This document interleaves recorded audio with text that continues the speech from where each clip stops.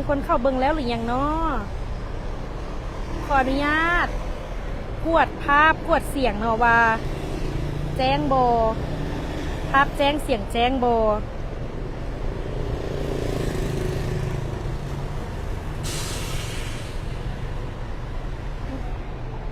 ภาพแจ้งแล้วสบายดี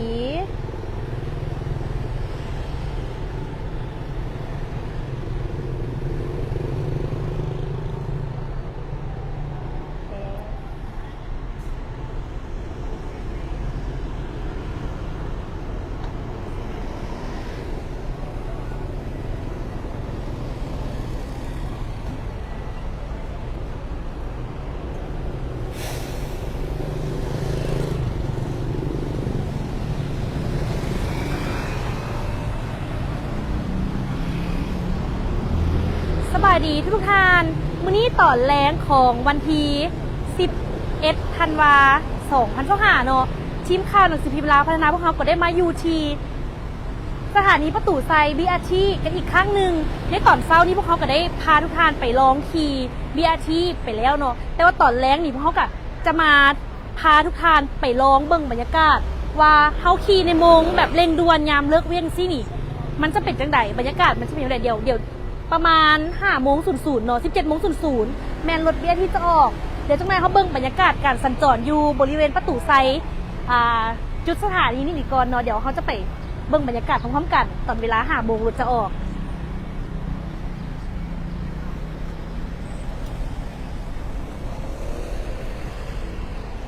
ตอนนี้รถ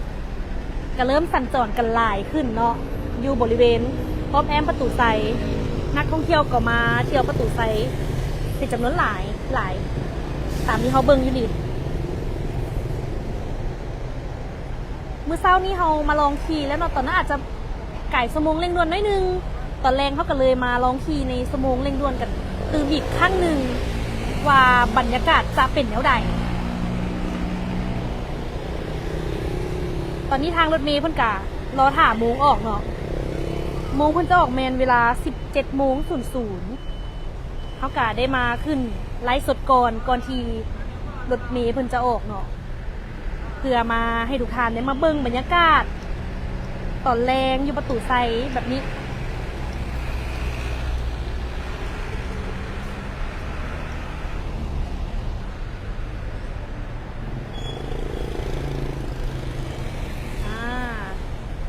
ตอนนี้นักท่องเที่ยวกำลังลั่งไหลมาเที่ยวประตูไซหลายเนาะ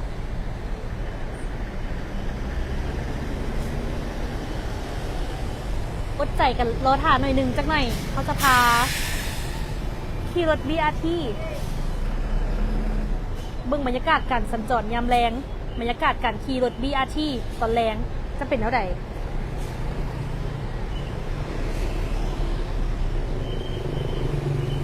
ตั้งแต่บุญท่านหลวงเนาะทีมข่าวพวกเขากับบ่ได้มาขี่ตอนแรงจักเทื่อพอดีเพิ่นเปิดให้ขี่ฟรีมาได้ประมาณเดือนหนึ่งเขาก็เลยมาลองขี่ในช่วงยามแรงเวลาโมงฮีบด่วนแบบนี้กันอีกบาทหนึ่งว่าจะเป็นแล้วใด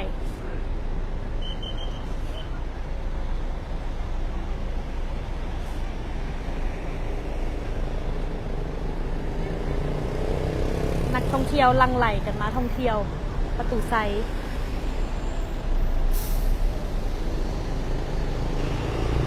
เดี๋ยวจังไหนรถใกล้สิออกเนาะเขาจังสิขึ้นไปในรถตอนนี้กะ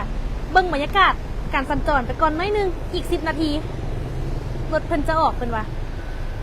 ได้ไปถามคนขับมาก่อนแล้วว่าเพิ่นจะออกจากโมงเพิ่นว่า5:00รถออกแล้วถ่ากันอีกหน่อยนึง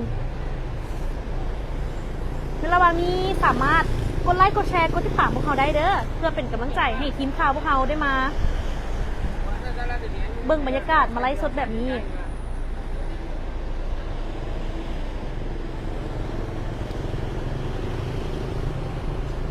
สักนาทีรถออกเท่านึงตามปกติเนาะแมน15 นาทีรถออกเท่านึงมือหนึ่งแมนยูนิเพิ่นจะมี4 คันแล้วคันหนึ่งแมนจะแลน10 เที่ยวโดยรวมๆกับมือหนึ่ง40 เที่ยวคุณได้ถือว่าหลายเที่ยวเติบแลนทุกๆ15 นาที เพิ่นมีตัดตารางไว้เดี๋ยวเขาพาไปเบิ่งตัดตารางก่อนเนาะตัดตารางเพิ่นจะติดอยู่จุดขายปีนี่แบบนี้เลยเพิ่นก็จะเริ่มเปิดบริการตั้งแต่7 โมงเช้าจนฮอด7 โมงแรงเลย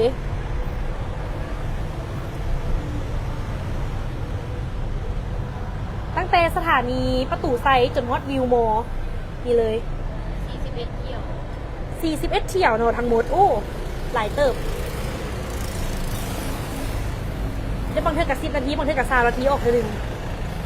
แล้วแต่กะละตั้งแต่ประตูไซจนฮอตวิวมอแล้วกันตั้งแต่วิวมอจนกลับคืนมาประตูไซจะมีตั้งแต่7 โมงเช้าจนฮอต7 โมงแรงแบบนี้เลย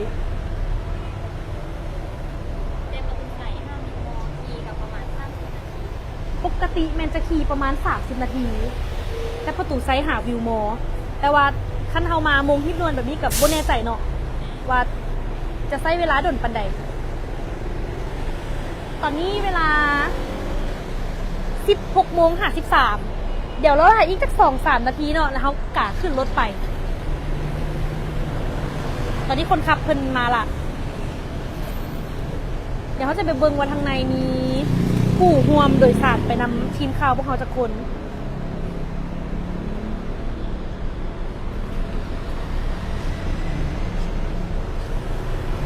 ปะเขาขึ้นรถกันเลยเพิ่นเกียบจะออกละ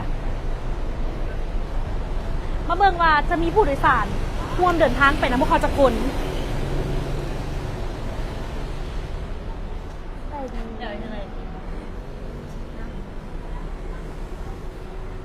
เดินมาไลฟ์เซิร์ชสมัยนี้เดินมาเบิ่งบรรยากาศตอนนี้ก็ยังมีผู้โดยสารบ่หลายเนาะข้างหลังก็จะเป็นเดินแมนข้างหลังก็จะเป็นน้องนักเรียนแต่ว่าเขาจะเบิ่งข้างหน้ารถ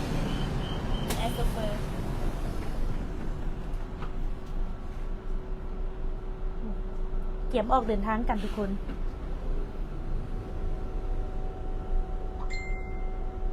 โบฮอตดงโดกบอมื้อนี้เพิ่นเริ่มขี่ฮอตดงโดกมื้อนี้เป็นมื้อทำอีกเนาะไอ้เนาะเป็นบ่อ๋อแลนอ้อมดงโดกมีคันหนึ่งแลนอ้อมดงโดกแต่ว่ายังบ่ทันได้แลนฮอตดงโดกเนาะ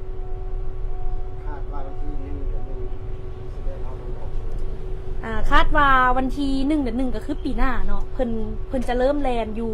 เพิ่นจะเริ่มแลนไปฮอดสถานีดงโดกเลย Welcome aboard. K7, direction, Blue Mall. The bus is starting. Please hold on to the handrails.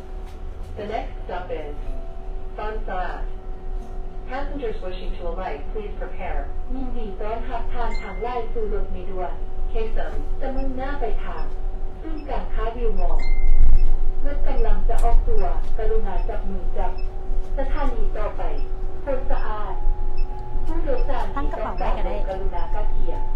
กระเป๋าบ่มีอย่างออกเดินทางกันเลยทุกคนไปสถานีวิวมอลน้ำกัน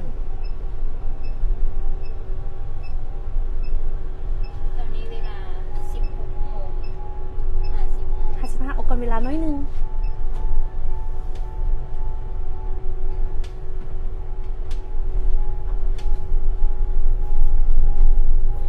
ถ้าเฮาอิงตามแจ้งการของเจ้าของนครหลวงเวียงจันทน์เนาะลงวันที่7 พฤศจิกายน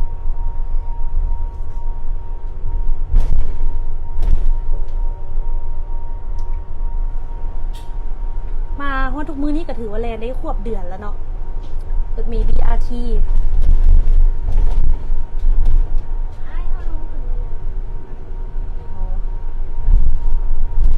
น้องนักเรียนเพิ่นจะลงสถานีข้างหน้าสถานีพลสะอาด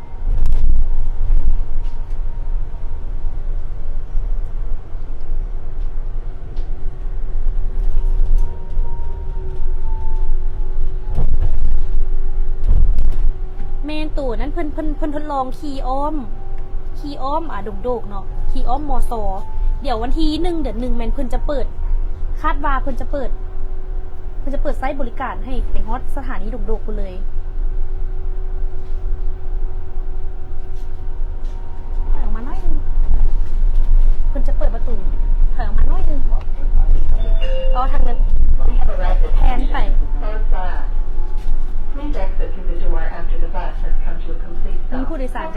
ริ่ม ถึงสถานีคนสะอาด ดี กรุณาลงประตูหลังจากรถเครื่องสมบูรณ์แล้ว มันเป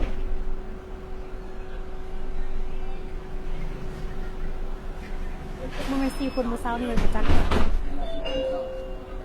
น้อยเกี่ยมันถ่ายช็อตก็ได้จะจักถูกบอก The bus is starting. Please hold on to the handrail. The next stop is People กดไลค์กดแชร์เป็นกำลังใจให้เราเด้อทุกท่าน Passengers wishing to alight, please prepare. รถเพิ่นก็เปิดบริการตั้งแต่7 โมงเช้าถึง7 โมงแรงเนาะ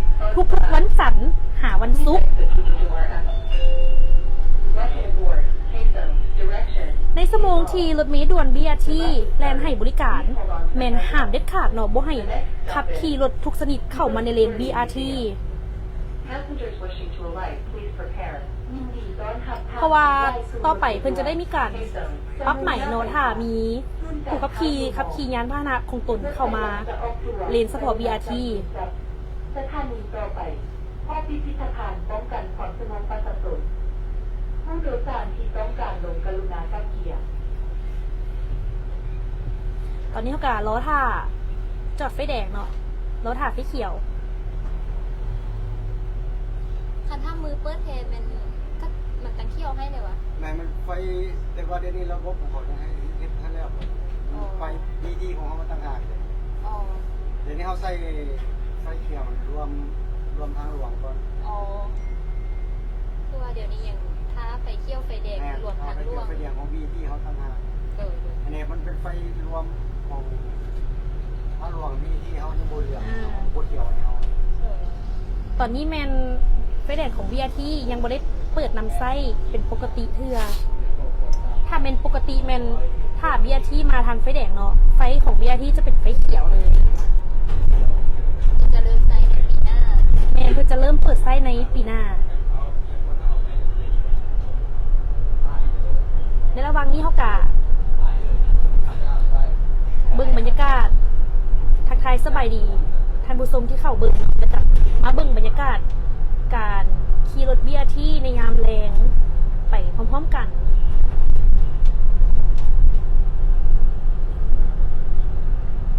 ถ้าหลายคนเข้ามาบ่ทันอาจจะขี่ฮอบหนึ่งตื่นก็ได้ อาจจะเด้อ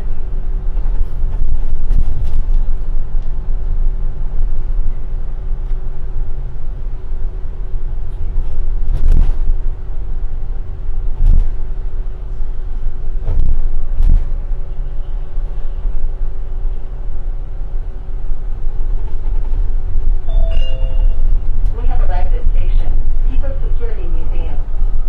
Please exit through the door after the bus has come to a complete stop. พวกเขาได้มาถึงสถานีห้องพิพิธภัณฑ์ รถขบวน Welcome aboard. Haysom. Direction. View Mall. แม่รถขบวนการนำสามารถขี่เข้ามาในเลนนี้ได้เนาะเพราะว่ามันก็เป็น The next stop is เรียกยิบด่วน Bunkgate. Passengers wishing เสาร์อาทิต to ย์ alight. เสาร์อาทิตย์แมนเพิ่นยังบ่ได้เปิดให้บริการเด้อแต่ว่ามื้อเปิดแท้แมนเพิ่นให้บริการทุกมื้อเลยได้เนาะแม่นบอก ขึ้นจากท้ายวิวโม สำหรับในระยะทดลองขี่ฟรีเนาะแมนเพิ่นเปิดเฉพาะวันจันทร์หาวันศุกร์ตั้งแต่7 โมงเช้าจนฮอด7 โมงแลงแล้วมื้อที่เพิ่นจะเปิดจนไปฮอดวันจันทร์หาวันอาทิตย์แมนเริ่มวันที่ 1 เดือน 1 ของปี 2026คาดว่าเนาะจะแมนปีหน้าต้นปีหน้าเลย รอถ้าแจ้งการไว้ตื่นเดือนหนึ่งเลยจะเปิด แมนเราถ่าแจ้งการสำหรับระเบียบเนาะแมนเพิ่นก็จะมีการปรับใหม่ค่ะแหละ สำหรับผู้ที่เข้าเรียนวิทยาที่ แมนอาจจะมีระเบียบออกมาตืม แม่น่าจะเข้มงวดกว่านี้ แมนอาจจะเข้มงวดกว่านี้ในมื้อที่เปิดให้บริการแท้ๆ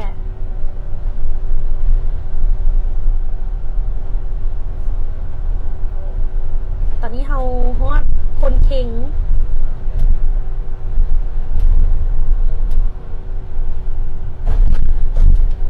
กำลังจะไปฮอดไฟแดงพลเค็งสถานีพลเค็ง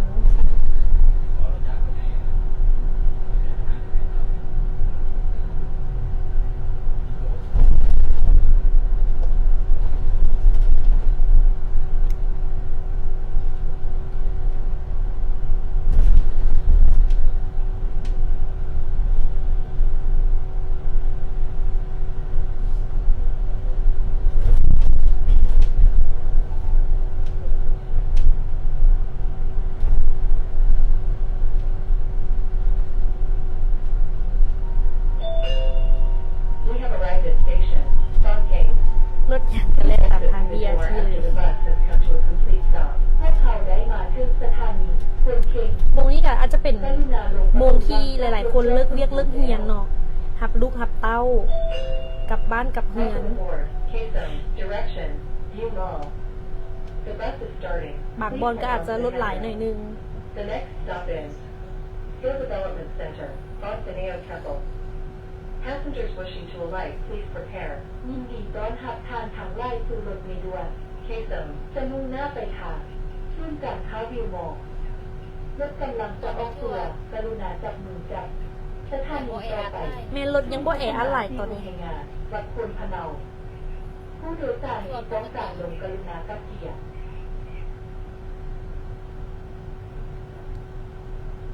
คือว่าปกติดี เส้นทางรถยังบ่หลาย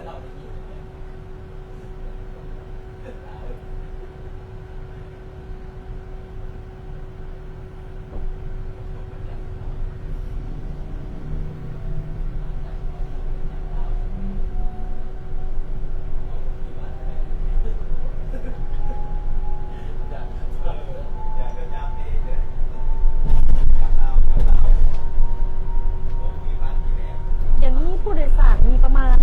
6-7 คนเนาะรวมกับทีมข่าวพวกเขา คนยังโดยสารบ่หลายปันใด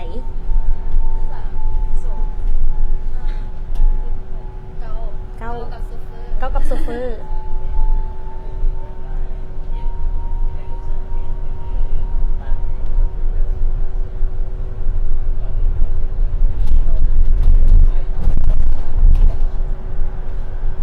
ตอนนี้ก็มีผู้โดยสารบ่หลายปันใด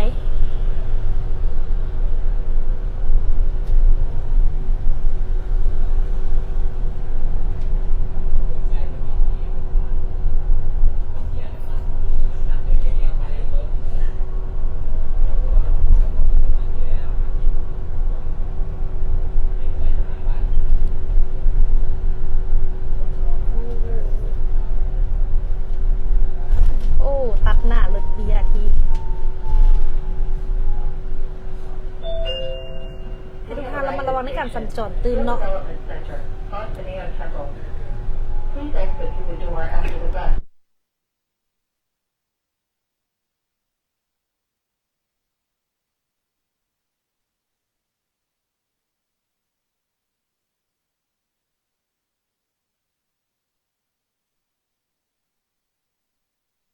โอเค Please hold on to the handrail. The next ให้ทุกท่านระมัดระวังในการสัญจรตื่นเนาะ เวลาขับขี่รถ political training ในการแบบที่จะโค้งเข้ามาในเลน BRT แม่นเบิ่งรถดีๆ เพื่อความปลอดภัยบ่ให้เกิดอุบัติเหตุเนาะ จะมุ่งหน้าไปทางศูนย์การค้าวิวมอลล์รถกำลังจะออกตัวกรุณาจับมือจับสถา ตอนนี้เขาก็อยู่แถวลักห้าละ สภากาค้าแห่งชาติสถาบันฝึกอบรมการเมืองผู้โดยสารที่ต้องการลงกรุณากับเกียรติ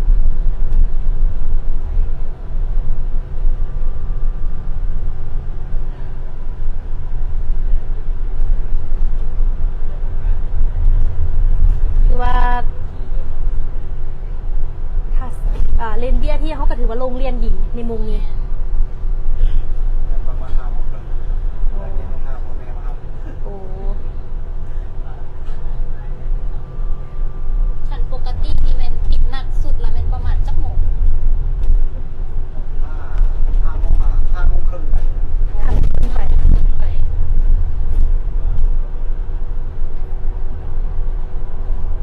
ตอนนี้รถยังจะบดที่หลาย ถนนกับโรงเรียนดียุง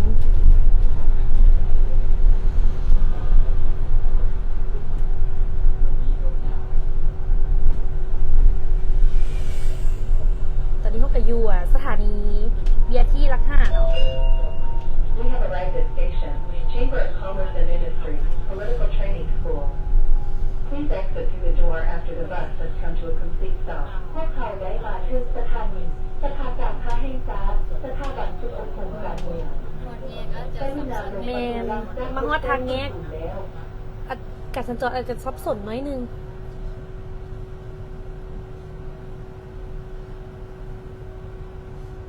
หยดหน้าที่ว่าทำในส่วนนี้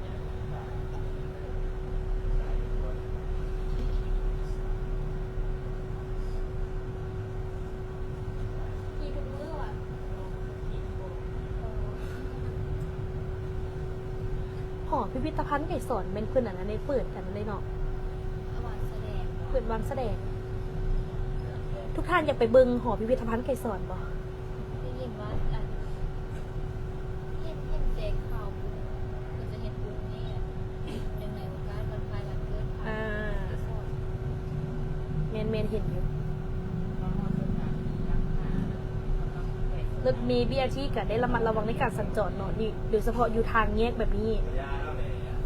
ต้องการได้ระมัดระวังหลายขึ้น เพื่อป้องกันการเกิดอุบัติเหตุ Direction, เพ view ราะว่าขี่ mall. เข้าในเลนเบียร์ที่มีความเสี่ยงสูงที่จะเกิดอุบัติเหตุ แม The น next stop is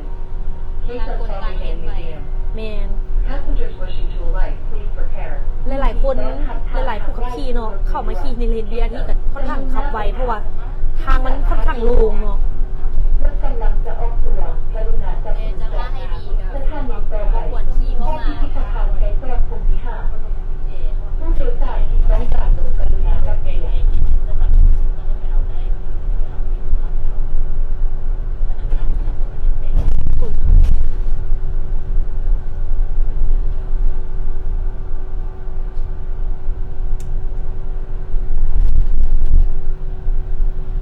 อันนี้เป็น ไฟแดงสีแยกไฟแดงหอประซุม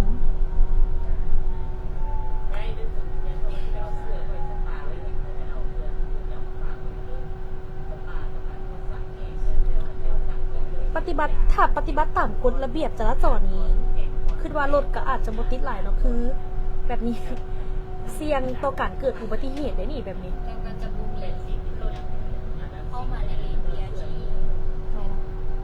แม่นละ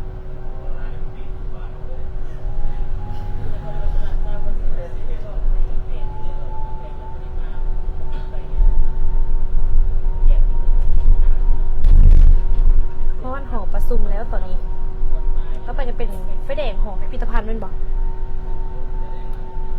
สถานีพิพิธภัณฑ์ไก่สอนทันไก่สอนภูมิหาร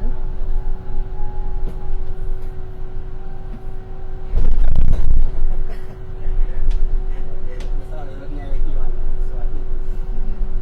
ตนไปตนมาอยู่ในขอบฟุตบาท BRT เนาะขอบเลน BRT ถ้าเจ้ายังบ่ลืมบอกว่าจะไหนต่างคนต่างยังยาสีกันไป แมนนี่แหละซีแง่ทางเลี้ยวนี่แหละ จะแบบจะซับสนแน่ไผก็แบบผู้นึงไปซื้อผู้นึงซีเลี้ยวมันก็ยาก คอยระมัดระวังเนาะ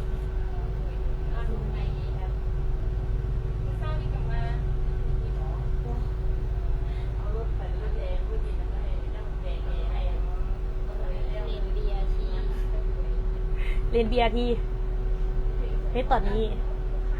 แสดงว่าทั้งหลังเขาหนีเริ่มรถติดแล้วได้หนิ แม่เรา น่าจะ 5 โมงป่ายแหละ ฮาร์ดว่าเปิดนำไซต์ปีหน้าเนาะ เปิดนำไซต์เป็นปกติ น่าจะบ่มีรถแลนเข้ามาในเลนเบียร์ที่ แมนอาจจะ Please arrive at station. รถ ปีหน้าถ้าว่าเปิดปกติรถเบียร์ที่จะบ่ได้มาจอดสโลอท่า แมน จอดอยู่จุดสถานีเท่านั้น เจ้ามันแล้วเนาะรถ BRT จะจอดเฉพาะจุดสถานีเท่านั้น เพราะว่าเวลาที่รถ BRT ขี่ไปห้องซีเนียไฟแดงเนาะเพิ่นจะมีเซ็นเซอร์ ให้ไฟเขียว BRT ไปได้ จะบ่ได้แบบจอดไฟแดงคือเขาเห็นแบบนี้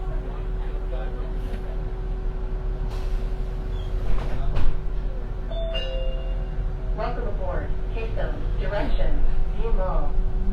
The bus is starting. Please hold on to the handrails. The next stop is SOS School. Passengers wishing to alight, please prepare. 22 Don't have time. วันที่11มื้ออื่นโดย จะมีหน้าไปทางขึ้นจากท้าย ที่ วิว วันที่23ที่มันคือทาง แม่วันที่13 กรุณาจับมือจับสถานีต่อไปบ้านเด็กเท่านี้ผู้โดยสารที่ต้องการลงกรุณากับเกียร์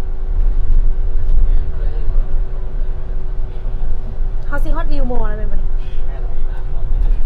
ไกด์สิได้พบกับ ใกล้จะได้โค้งกลับละ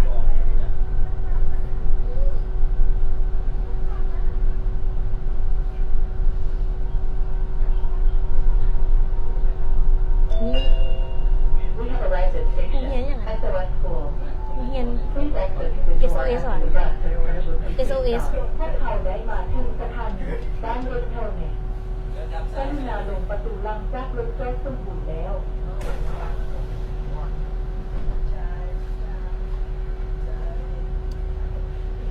นี่ทั้างหน้าก็เป็นวิวมอบนโค้งกลับ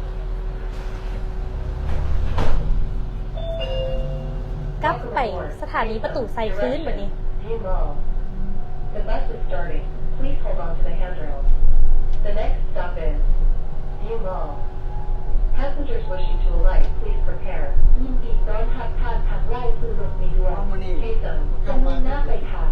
ขึ้นจากท่า View Mall ก็จะไม่เห็นตอน รถกำลังจะออกตัวกรุณาจับมือจับสถานีต่อไปรุ่นการเข้า มือเช้านี่กับโบติดมือเช้านี่ ผู้โดยสารที่ต้องการลงกรุณากับ มัน เกี ก็ ยร พูดเที่ยวมา จังหวะ โอ้คนอื่นจะจอดเป็นนั้น10 นาทีคน โอ้ มาเลย คือให้นั้นคิดตอนหนึงว่ารถเมล์ BRT จนได้ขี่ออกเลนออก ไม่รู้หรอก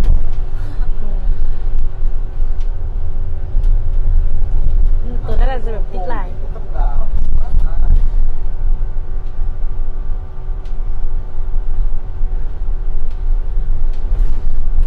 ว่าโบได้กลับไปนี่อาจจะแบบเป็นขโยงอยู่ We have arrived at station. View Mall. เที่ยวนี่นะ Please exit through the door after the bus comes to a แม่ได้นอบอัน เราได้มาถึงสถานี คนนั้นมันเริ่มติดแต่เขาเองมาลงมาแล้วนะ 18 นาทีมาพอนี่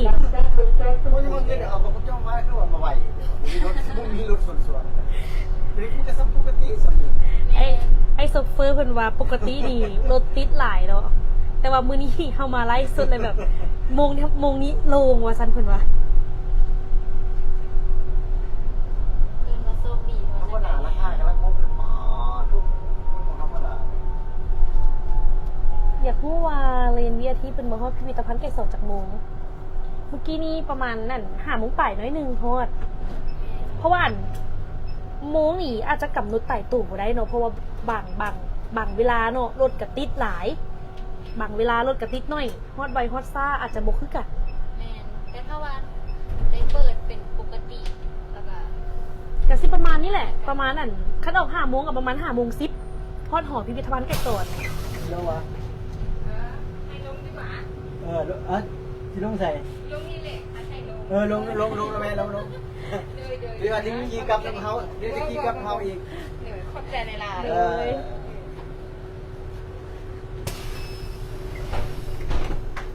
ตอนนี้ผู้โดยสารที่กำลังจะออกจากสถานีวิวมอร์เหลือแต่ทีมข่าวพวกเขา2 คนและไอโซเฟอร์อีกคนหนึ่งผู้โดยสาร2 คนก็คือพวกเขานั่นเอง ตอนนี้รถกำลังขี่กลับไปเส้นลักห้าไปทางประตูไซไปประตูไซแมนแลนจากโมงหาจากโมงBRT แมนแลนวันจันทร์หาวันศุกร์ตั้งแต่7 โมงเช้าจนฮอด7 โมงแรงสำหรับวันเสาร์วันอาทิตย์แมนเพิ่นจะเปิดแลนแมนเป็นต้นปีหน้าปี 2026 เลยรถพ่อเขากำลังจะออกเดินทาง เข้าเลน ต้องได้เหลี่ยวซ้ายเหลี่ยวขวาเพิ่นว่า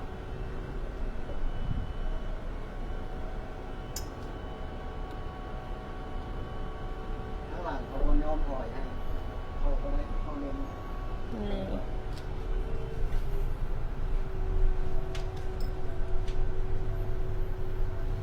โค้งรถค่อนข้างว่ายับยับ ยากแม่เรา คงหลุดยากอยู่ เลย แม่น แต่ว่าคันเปิดเขากะเลนไปฮอดดุ่มดูคุณได้เนาะ แม่เรา มันก็สิอวยง่ายหลายขึ้น มันมีเป็นจุดเทินเอาเลย อ่า เป็นเส้นของเขาเลยง่าย โล่ง แม่น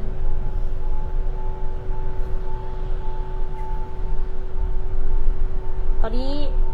เลนเบียที่เขาค่อนข้างโรงเรียน ติด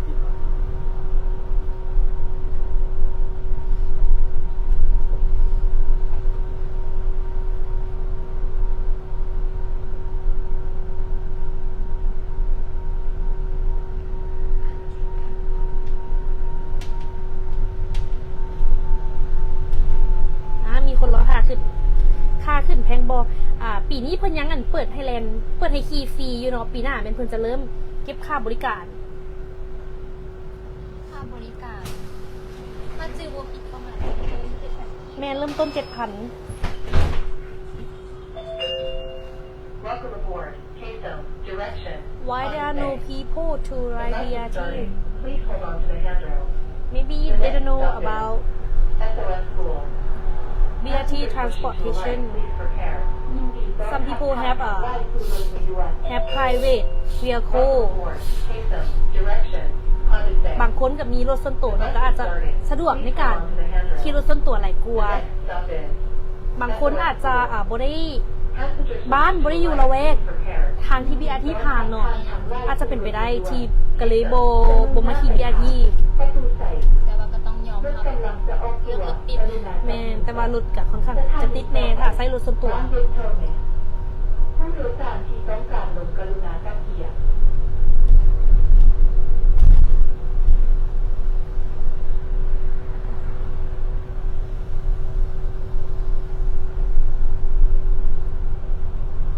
247 คนที่เข้าเบิ่งนี่อยากรู้ว่าแม่นไผเคยขี่รถ BRT แน่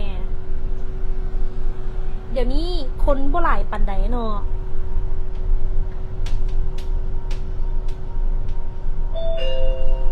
We have arrived at station SOS School. Please exit through the door after the bus has come to a complete stop. พวกเขาได้มาถึงสถานีบ้านเย็นเทอร์เมน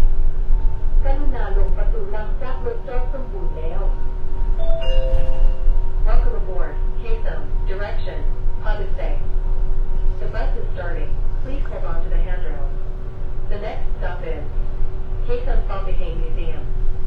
Passengers เดี๋ยว wishing จั to งไหนเพิ่นก็ alight, จะมี please มาตรการออกมา prepare. เติมเนาะตอนใกล้ๆสิเปิดบริการให้เสียเงินเพิ่นก็จะแจ้งเตือน น่าจะมีมาตรการเข้มงวดกว่านี้ แม่ เพราะว่าระยะนี้เป็นช่วงระยะทดลองที่ฟรี แม่นอาจจะมีการตักเตือนก่อน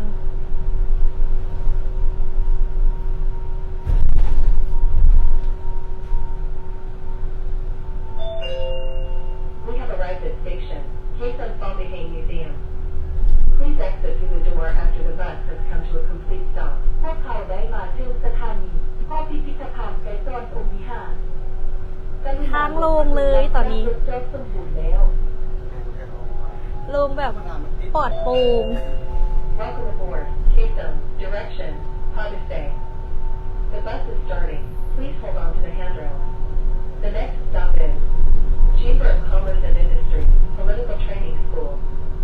Passengers wishing to alight, please prepare. ยินดีต้อนรับท่านทั้งหลายสู่รถมีด่วน Queso. จะมุ่งหน้าไปทาง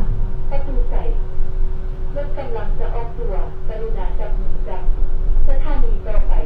สภากาค้าแห่งชาติสถาบันสุขภาพการเมืองผู้โดยสารที่ต้องการลงกรุณากับ สี่ เกีย แย ร์ กนี้จะมีเจ้าหน้าที่ ระบายรถแมน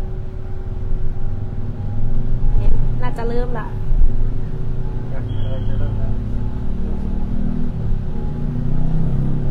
มงเลิกเบี้ยงเนาะ น่าจะบ่มีรถเข้ามาสั้นโซนใน BRT ก็ปกติ4 โมงครึ่งกันเริ่มติด วันนี้ก็5 โมงออกมาจะเริ่ม5 โมงครึ่ง อืมแต่กันยังโลมอยู่ ลงโอ้ที่ว่าทางปิดได้เส้นทางที่ทอดพี่ได้เขาเข้ามา อืม รอไฟแดงวันนี้เพื่อนนั่นกับบนเราเห็นหมดลงมัน มื้อนี้ตอนบ่เห็นคนตูนขอบทาง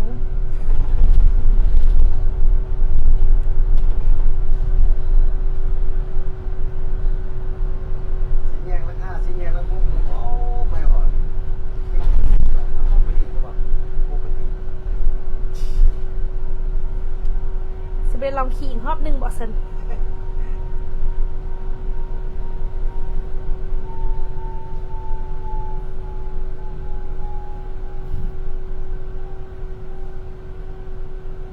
แยกแบบนี้อาจจะสับสน แม่นแยกแบบนี้สับสน Chamber of Commerce and Industry, ว่าอาจจะสับสนเลยนี่เลย Political Training School. Please exit through the door after the bus has come to a complete stop. stop พวกเขาได้มาถึงสถานีสภาการค้าแห่งชาติสถาบันสุขภาพการเมือง แมน 7 โมงเช้าก รุณาลง 9 โมงแรง และรถประจำทางแล้ว ก็ยังเห็น เห็นรถเข้ามาอยู่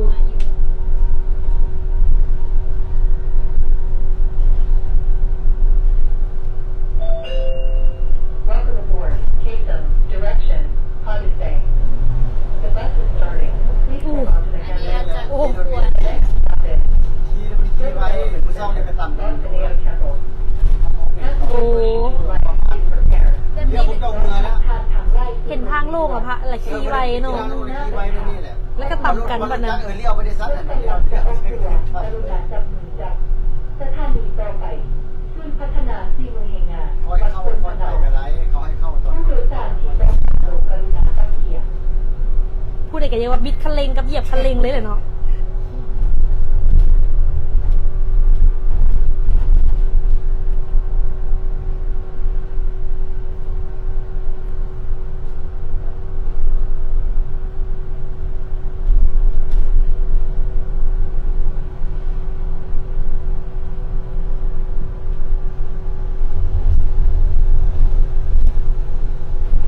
ยังเห็นลายคันอยู่ แมน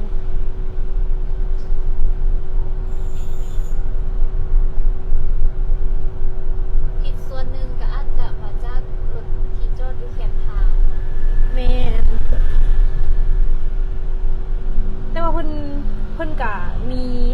แจ้งการออกมาแล้วเนี่ยว่าบ่ให้จอดรถตามแคมทางที่ว่า เบียร์ที่พา เบียร์ที่ผ่านเด็ดขาด แต่ก็ยังปรากฏเห็นอยู่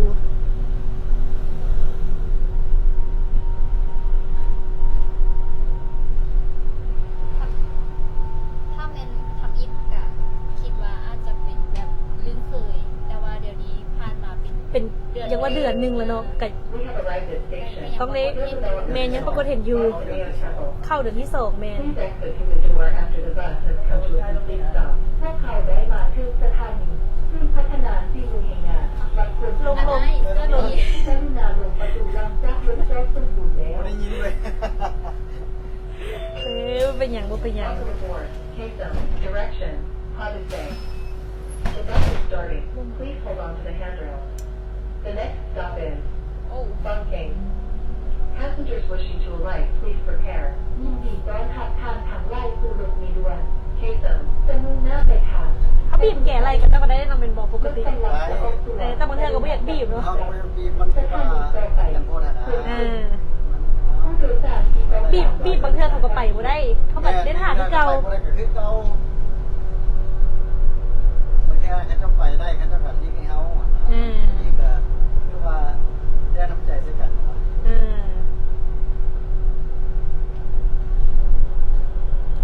มันนี่จังโลก มันนี่ลง มองงาน เดี๋ยวเป็นพวกเขามาได้นี่ อยากว่าพักคิวเบอร์ที่สบายใจ เป็นตามมาทุกมื้อวันนี้ ลงแบบนี้ก็เป็นตามาทุกมื้อแล้ว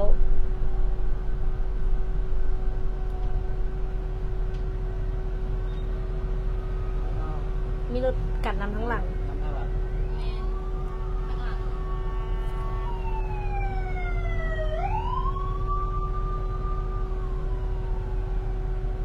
ฉันเดียวรถนายนี่แท้แหละนายกสวน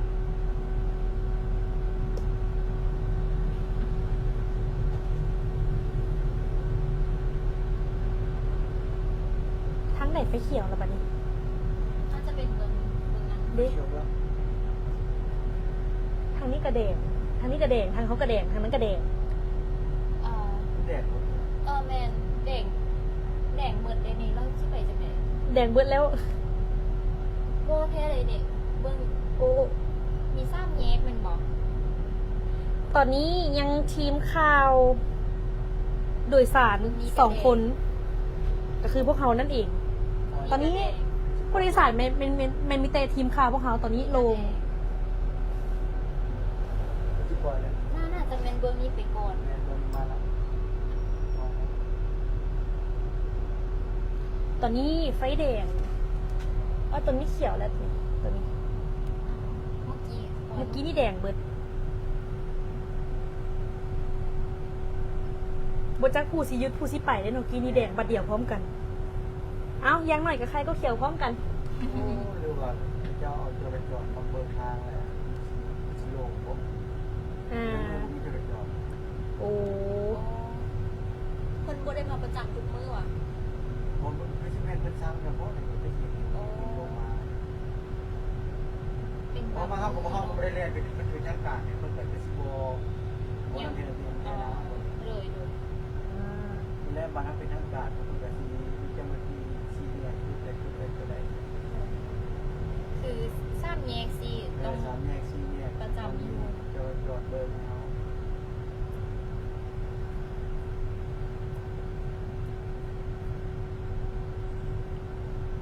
มีป้ายห้ามเข้า แมนมีทุกจุด มีแต่จุด มีป้ายห้ามเข้าทุกจุด แต่ก็ยังมีคนเข้าอยู่ มาคือเล่นนั่นตัวให้มาทางหน้าเขาขี่มาถึงกลางเขามาจอดถึงกลางทางเนี่ย โดย มันมีที่คือปีที่ไปได้มันถึงไปได้ล้อจังหวะเขาไปได้ไปเลย ตอนนี้แมนใช้บริการฟรีเด้อ เบิดปีนี้แมนคีย์ฟรีคีย์ BRT ฟรี ปีหน้าแมนจะเริ่มเก็บเงิน ค่าบริการ ค่าบริการ เริ่มต้น 7,000 กีบเท่านั้น ใจเย็นๆเด้ออายเด้อทางนี้บางเทื่อใจเขากับตุ้มๆตมๆอยู่ที่เขาแบบเขาขี่รถอยู่เลยแบบ มีรถขี่สวนตัดมา ยันดาด เมนย่านถาดระมัดระวังกันเนาะทุกทานระมัดระวังปฏิบัติกฎระเบียบตื่นเพื่อป้องกันการเกิดอุบัติเหตุนี่แหละ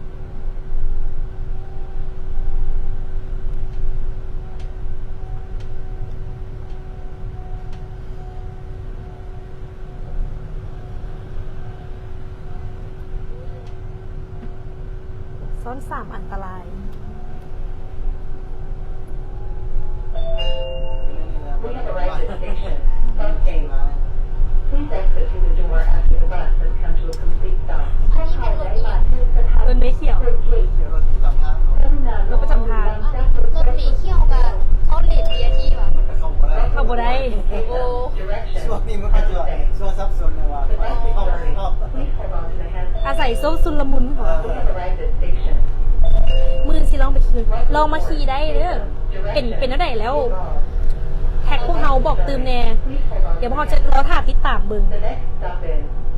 Hill Development Center, Ateneo Temple. Passengers wishing to alight, please prepare. ยินดีต้อนรับท่านทางไล่สู่รถเมล์ด่วน เริ่มคำค่อยลงมาแล้วเนาะเดี๋ยวนี้ ขึ้นจากท้ายวิวมอลล์ ผมไม่ได้ตั้ง ร รู้ ถกำลังจะออกตัวกรุณาจับมือ ส จับบ ายเหรอ สถานี ส ต่อบ าย ไป ตอนแรกเราไม่ต้องว่า พัฒนาที่เมืองงาน คือมัน จัง ง่าย เลยเจ้าหน้าที่ระบายรถไปอยู่เราขี่กลับมาอีกรอบหนึงตกใจเลย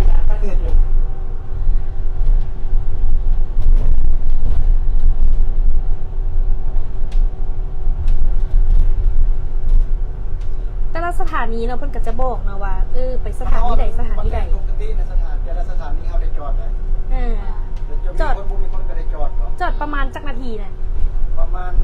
จอดช่วงแบบว่ามันเก่าโฆษณาว่าอ่ะนะเพราะว่าแต่ละสังเกตนะครับไปแต่ละสถานีมันรอบวัดว่า แม่ เรา น พูดเขาไปเลย ๆโอ้ เพราะว่าเขาไม่ได้จอดจึ้งเลย อืม ให้มันว่าแบบว่าตัวก็อัดคลิปให้ว่าแบบว่าวัดว่าเฉพาะสถานีจะลงไปสถานีหน้าต่อนะครับจะลงรถไปอีก ให้เขาเราไปเลยอ่ะเอาบริจอดเนี่ย คือเขื่อนรถไฟเนาะ แม่นจะตับไปตับสถานีแต่ละจุด ผู้ดีเว้าสุดแล้วก็ออก ว่าสุดแล้วก็ออก เนี่ย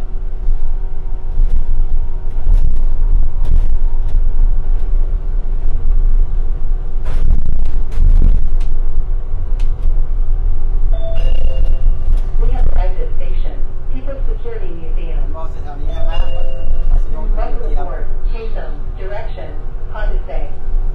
The bus is starting. Please hold on to the handrail. มื้อนี้ทีมข่าวมาถือว่า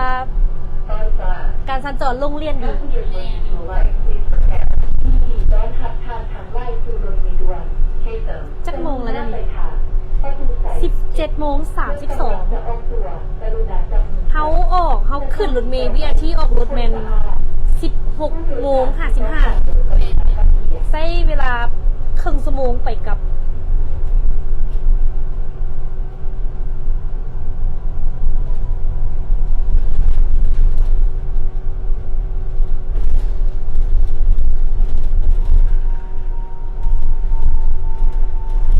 ที่มันสับสนภาษาไหนผู้ชิ้นเดียวเขามาเขามาเล่นนั้นที่เขาว่าใส่เดี๋ยวนี้มื้อนี้ก็แบบผมไปตีอยู่ อืม เดี๋ยวข้างหน้าผู้สิหักเลี้ยวกับมีสำหรับรถเมล์ BRT ระยะขี่ฟรีเนาะเพิ่นแลนตั้งแต่วันจันทร์หาวันศุกร์เวลาตั้งแต่7 โมงเช้าจนฮอด7 โมงแรงของทุกๆมื้อทั้งหมดเนาะเพิ่นก็จะมีอยู่ประมาณ41เที่ยว ทุกๆ15 นาที ออกทุกๆ15 นาทีประมาณทุกๆ15 นาที เดี๋ยวลงจากรถ BRT แล้วเนาะเขาสิไปถ่ายตารางของรถเมล์ออกให้เบิ่งว่าเป็นแนวใด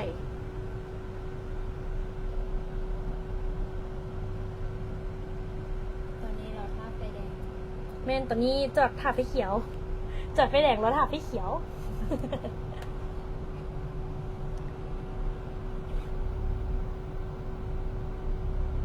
เห็นวิวประตูไซบอกทุกคน เพื่อ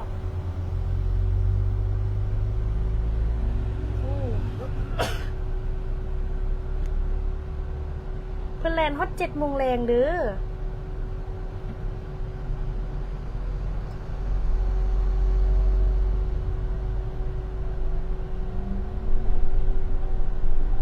ถ้าเป็นเรียนเป็นอย่างเป็นทางการน่าจะขี่มาท่ายูเรียนเบียร์ที่น่าจะโบราณ แมนแล้วเนาะบ่สามารถเข้าเรียน BRT ได้เด้อรถส่วนตัว ไปฮอดดงไอแดงมื้อนี้ลูกบ่ทันมื้อนี้แล้ว Station, Fun Flat. เดี๋ยวปี2016เนาะเพิ่นกะแล่นจนไปฮอดดงโดกเลย ช่วงที่เพิ่นเปิดบริการฟรีแล้วเพิ่นจะทดลองวิธีตั้งแต่สถานีประตูไซไปฮอดสถานียูโมเท่านั้น เดี๋ยวตอนที่เปิดไปแท้เนาะคือ Hold on to the hand. ปี 2016 The next เริ่มวันที่1 เดือน 1 ประมาณวันที่1 เดือน 1เนาะเพิ่นจะ Please prepare. เพิ่นจะเปิดไปฮอดสถานีดงโดกขี่ไปฮอดสถานีดงโดกพุ่นเลย รถกำลังจะออกตัวกรุณาจับมือจับสถานีต่อไปประตูใส่ผู้โดยสารที่ต้องการลง ดงโดกจนได้ยากกันขึ้นรถเขียวโอ้ตะกี้เห็นเขาก็เป็นผู้หนึ่งเนาะที่แบบเคยขี่รถเมล์ไปโรงเรียน ก็ถือว่าอาร์ตหลายเติบรถเมล์เขียว สมัยตะกี้ หอยเกิดอุบัติเหตุ หอยเกิดอุบัติเหตุ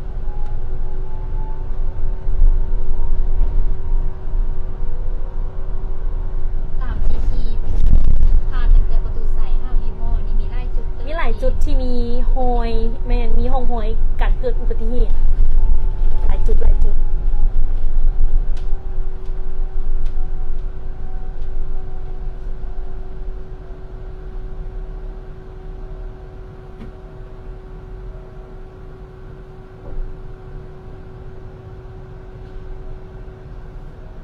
ฮอดประตูใส่แล้วเดี๋ยวกำลังขี่ไปเทียบสถานี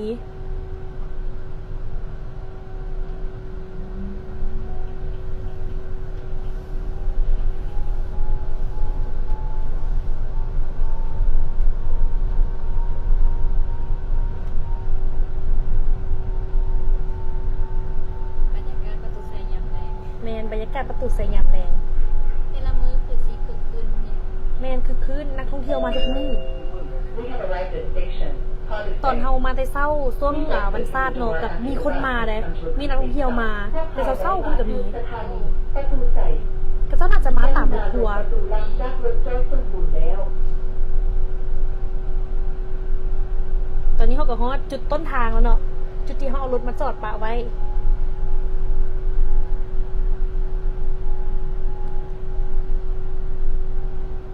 เบิ่งวิวประตูใส่งาม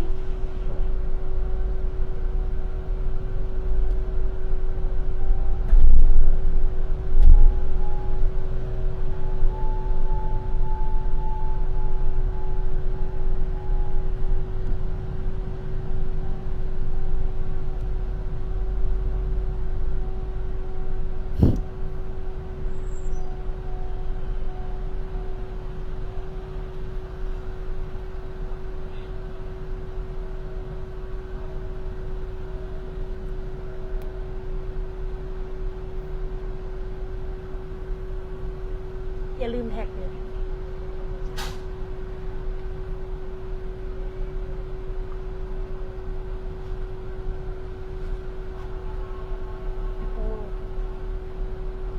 แต่ว่าหลังจากโมงนี้ไปเนาะทั้งอันเลนรถโดยสารส่วนตัวแล้วก็ลินน่าจะรถน่าจะเริ่มไหลขึ้นเบึงจากทั้งหน้าเขานี่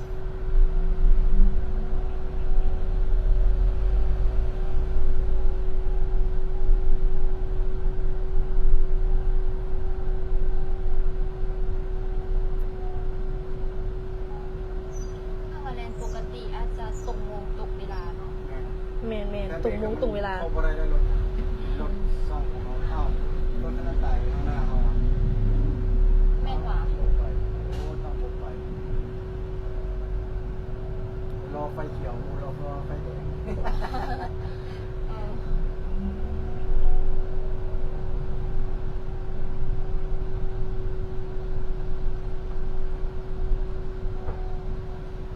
นี่เลยก็จะฮอตจุดหมายเขาแล้วเนาะ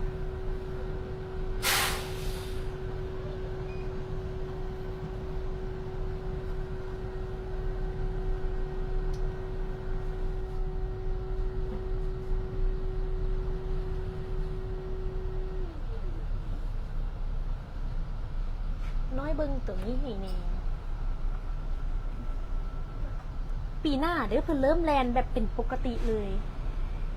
ไม่ต้องควบคุมแหละ เห็น แปลกแค่ไหนห้องการเขาดีว่าแปลกไหมหรือว่าแปลกแค่ไหนคาดว่าวันที่1มั้งก่อน2026มันจะเริ่มเปิดบริการปกติ ค่าบริการเริ่มต้น 7,000 กีบ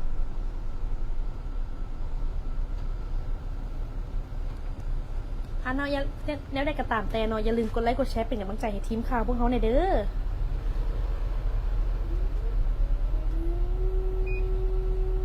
เพราะเป็นกำลังใจได้มีเฮือมีแหงมาเบิ่งเหตุการณ์บรรยากาศต่างๆโดยเฉพาะแต่คีบีอาทีเนาะบางเทื่อมีเหตุการณ์อื่นๆมีโอกาสไล่สดเขาก็จะมาไล่แล้วก็จะอัปเดตข่าวเป็นช่วงให้ปีหน้าแมนวันที่1มั้งก่อน2026แมนเนาะเพิ่นว่าคาดว่าจะแมนวันที่1เริ่มวันที่1มั้งก่อน2026อาจจะเป็นวันที่2บ่หรือวันที่1พักบ่แต่ว่า BRT แมนเราถาแจ้งการเราถาเพิ่นออกแจ้งการ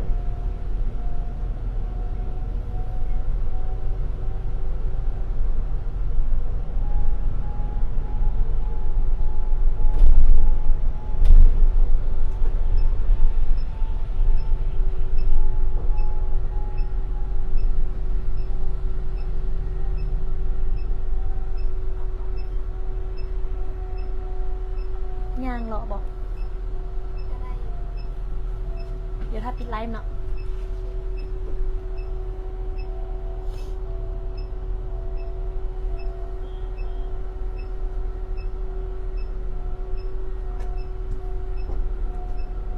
ประตูนี้สิเปิดอ่ะ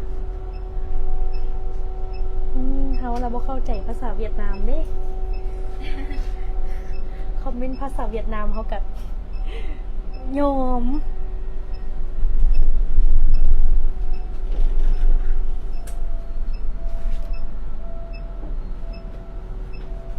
โอ้ยเดี๋ยวนี้มีบริการฝากด้วย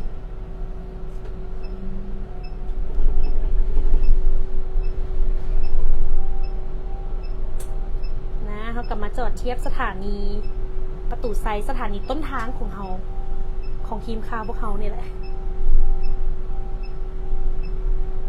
เขาได้เริ่มมีคนมารอท่าขึ้นรถเมล์แล้ว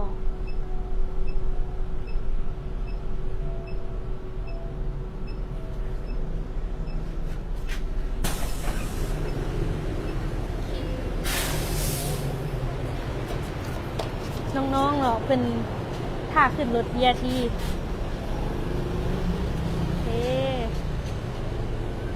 ถ้าเราไปโรงเรียนนี่ก็สบายได้ค่ะ แมนไปตรงนี้ก็สบาย ถ้าโรงเรียนนี่ค่ะ น่าหัก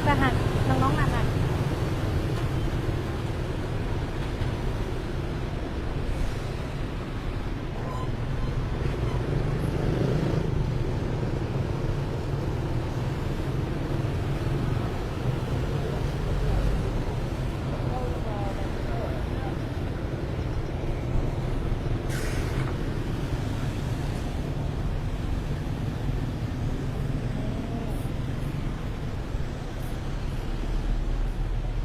ที่ผ่านไปเมื่อกี้นี่ก็เป็นบรรยากาศเนาะการมาลองขี่รถเมล์ BRT กับบ่ได้ลองเนาะขี่แท้ๆเนาะในช่วงโมงเร่งด่วนมื้อนี้ถนนค่อนข้างโรงเรียนเนาะแต่มื้อต่อๆไปเขาก็บ่ฮู้ว่าการสัญจรจะเป็นจังไดแต่ว่ามื้อนี้ก็เป็นถือว่าเป็นบรรยากาศของการขี่รถเมล์ประจำตอนแรงมื้อนี้เนาะซึ่งในอนาคตจะเป็นจังไดปีหน้าเพิ่นเริ่มเปิดบริการปกติแนวใดเนาะเขาจะมาอัปเดตกันตืมสำหรับมื้อนี้พวกเขาก็ต้องขอลาไปก่อนเนาะเจอกันในไลฟ์หน้าสบายดี